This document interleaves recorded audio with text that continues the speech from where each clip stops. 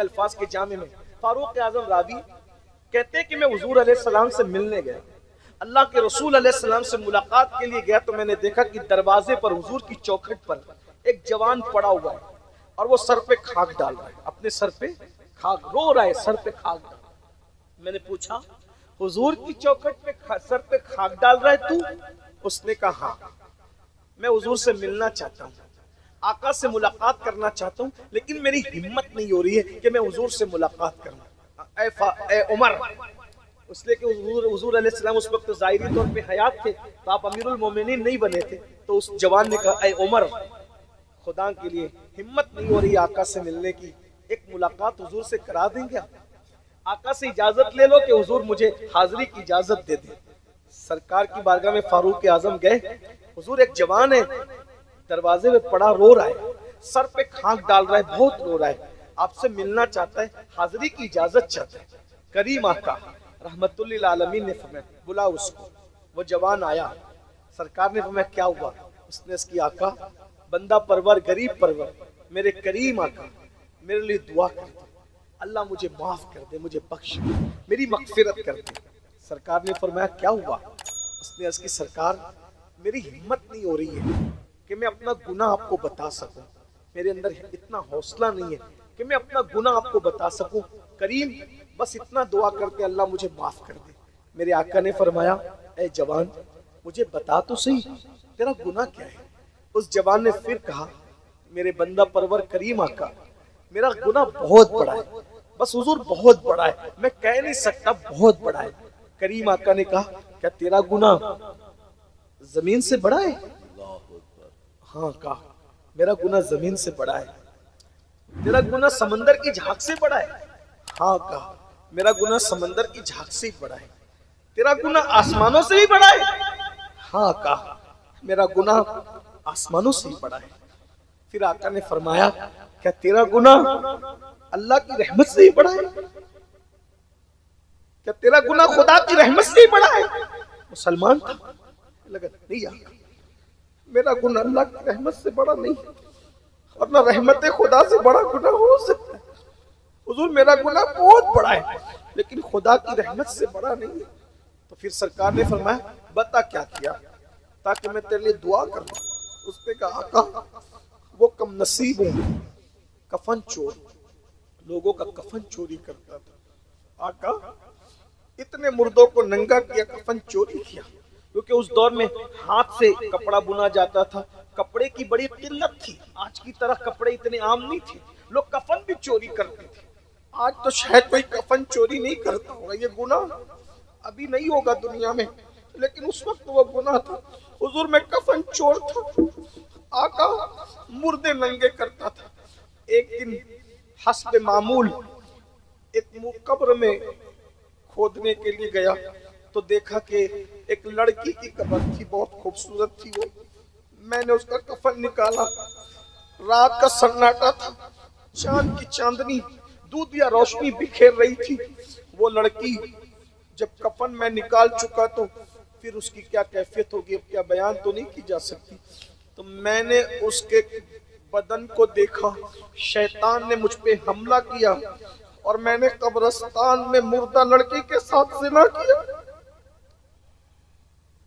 ایک مردہ لڑکی، حضور وہ لڑکی کھڑی ہو گئی، مجھے ایسا لگا وہ کھڑی ہو گئی۔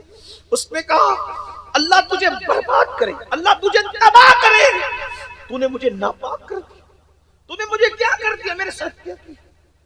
اور وہ اچانک غائب ہو گئی۔ میں بھاگا، میرے کانوں میں اس کی آواز آتی ہے، میں کھا نہیں سکتا، سو نہیں سکتا، کوئی کام نہیں کر سکتا، میں اکیلا ہوتا ہوں تو اس کی آواز میرے کانوں میں آتی ہے آقا میں نے بہت بڑا جرم کیا ہے، قبرستان میں مردہ لڑکی کے ساتھ مجھ سے بدکاری ہوگی۔ کہتے ہیں کہ جو جتنا بڑا عالم ہوگا وہ اتنا زیادہ اللہ سے ڈرنے والا ہوگا، اور اللہ کی مخلوق میں حضور سے بڑا کوئی عالم نہیں ہے، تو جتنا ہمارے حضور اللہ سے ڈرتے ہیں اتنا اللہ سے کوئی نہیں ڈرتا۔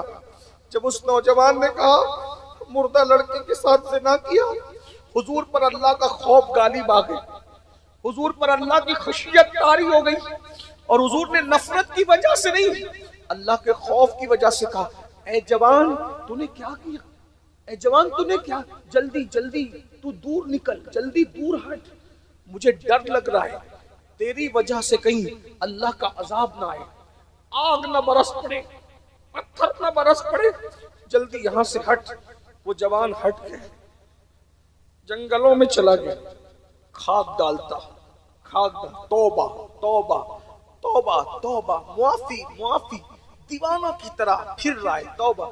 40 دن گزرے، ایک دن اس نے کہا مولا اگر میری معافی نہیں ہو سکتی، دیکھو اس کا انداز، میرے اللہ کا انعام، اگر میری معافی نہیں ہو سکتی، میں نے اتنا بڑا گناہ کر ہی لیا ہے کہ میرا گناہ تیری رحمت سے بڑا ہو گیا، اگر واقعی میرا گناہ تیری رحمت سے بڑا ہو گیا تو وہ عذاب بھیج کہ مجھ سے پہلے کسی کو ایسا عذاب نہ دیا اور نہ میرے بعد کسی کو ایسا عذاب دینا، اور اگر میرا گناہ تیری رحمت سے بڑا نہیں ہے اور ہرگز نہیں ہے، بے شک تیری رحمت بہت بڑی ہے، تو مجھے معاف کر دے، اور اگر مجھے معاف کر دیا ہے تو تیرے محبوب کو بتا دے کہ تو نے مجھے معاف کر دیا ہے، محبوب موجود ہے، ان کی زبانی سننا چاہتا ہوں کہ تو نے مجھے معاف کر دیا ہے۔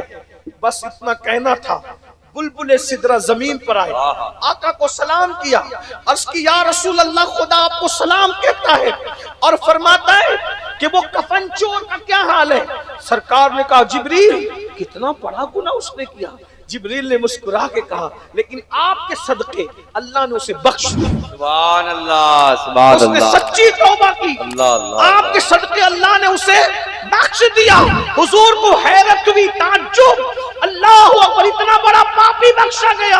اور پھر جبریل نے کہا حضور مزید خوشخبری سنیے، صرف وہی بخشا نہیں گیا، اگر بالفرض اس سے بڑا بھی کوئی پاپی ہوگا، گنہگار ہوگا، اس سے بڑا بھی کوئی جرم کرے گا اور آپ کے صدقے معافی مانگے گا تو اللہ کا وعدہ ہے اللہ اس کی بھی مغفرت فرما دے گا، اللہ اس کی بھی بخشش فرما دے گا۔ بھائیو ہمیں مرنا ہے، موت سے کسی کو چھٹکارا نہیں، تیاری کرو، نماز کے پابند نہ، علم دین سیکھو، درود شریف پڑھا کرو، درود شریف کثرت سے پڑھو گے، مرنے کے بعد کیڑے کھانا تو دور کی بات، کفن بھی انشاءاللہ تمہارا میلا نہیں ہوگا، تمہارے جسم کو قبر کی مٹی نہیں کھا سکے گی جو کثرت سے درود پڑھے گا۔ پاک رہو، باوضو رہنا سیکھو، نماز کبھی مت چھوڑو۔ بولو اس پورے عرس کی تقریب میں کتنے لوگ سچے دل سے اللہ کو گواہ بنا کر آج سچی توبہ کرتے ہیں؟ ہاتھ اٹھائیں، میں آپ کو توبہ کراتا ہوں، ہم سب توبہ کریں، پڑھیں استغفر اللہ، ایسے نہیں، دونوں ہاتھ دیکھیے، ایسے نہیں، دونوں ہاتھ اٹھائیں اور فرشتوں کو گواہ بنائیں، اور میرے ساتھ پڑھیں استغفر اللہ ربی من کل ذنب واتوب الیہ لا الہ الا اللہ محمد الرسول اللہ۔ یا اللہ ہم اپنے تمام گناہوں سے توبہ کرتے ہیں، یا اللہ ہم اپنے تمام گناہوں سے توبہ، ہماری توبہ تیرے محبوب کے صدقے قبول فرما۔